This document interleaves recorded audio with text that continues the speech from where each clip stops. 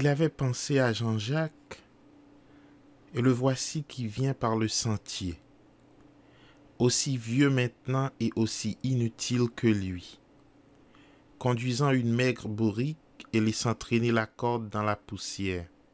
« Frère, salue-t-il. » Et l'autre répond de même. Jean-Jacques demande des nouvelles de sa commère Délira. Bien-aimé dit: « Comment va ma commère Lucia ?» Et il se donne le merci.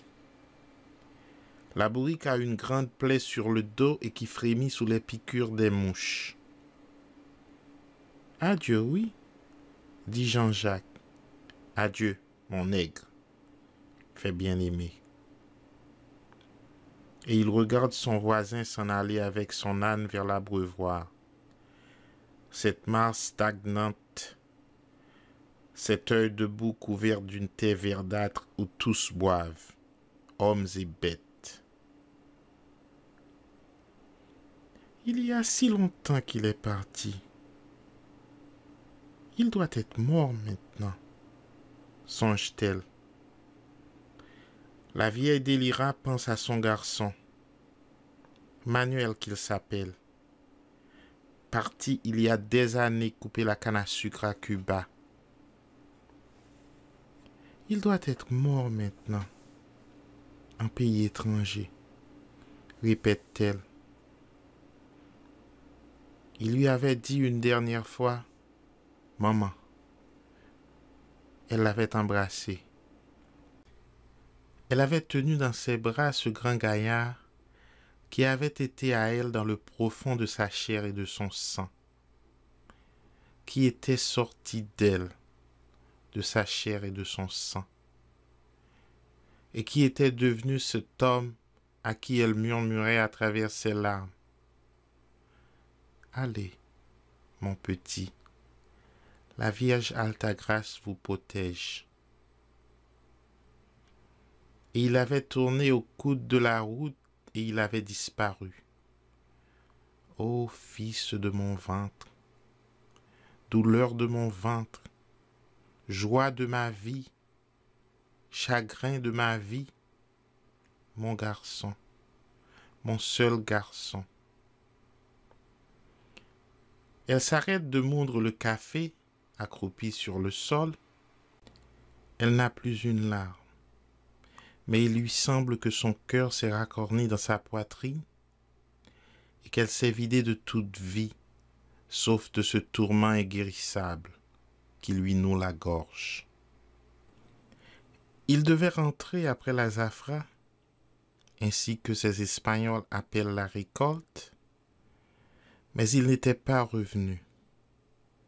Elle avait attendu, mais il n'était pas arrivé. Parfois, il lui arrivait de dire à bien-aimé: « Je me demande de quel côté est Manuel. » Bien-aimé ne répondait pas. Il laissait s'éteindre sa pipe. Il s'en allait à travers champs. Elle lui disait encore plus tard: « Bien-aimé, papa, de quel côté est notre garçon? » Il lui répondait rudement: « Paix à ta bouche. » Mais elle avait pitié de ses mains qui tremblaient.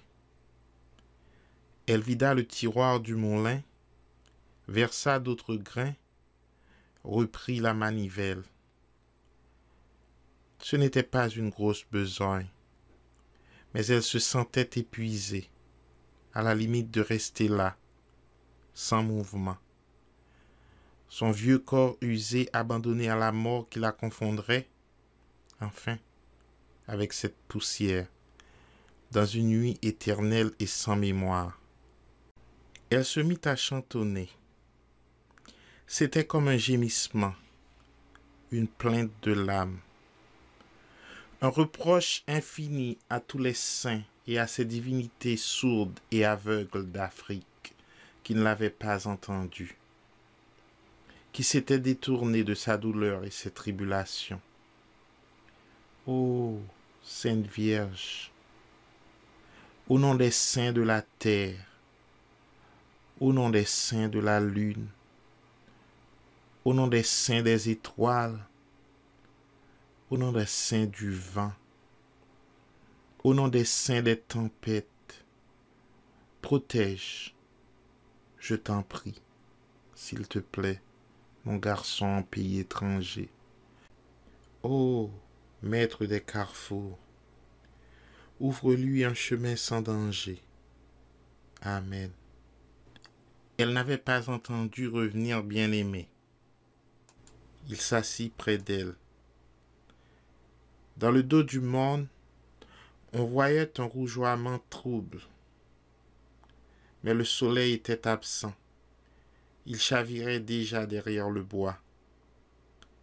Bientôt la nuit sera là, enveloppant de silence cette terre amère, noyant dans l'ombre apaisée du sommeil ces hommes livrés au malheur. Et puis l'aube se lèverait avec le chant enroué des coqs. Le jour recommencerait, semblable à l'autre et sans espoir.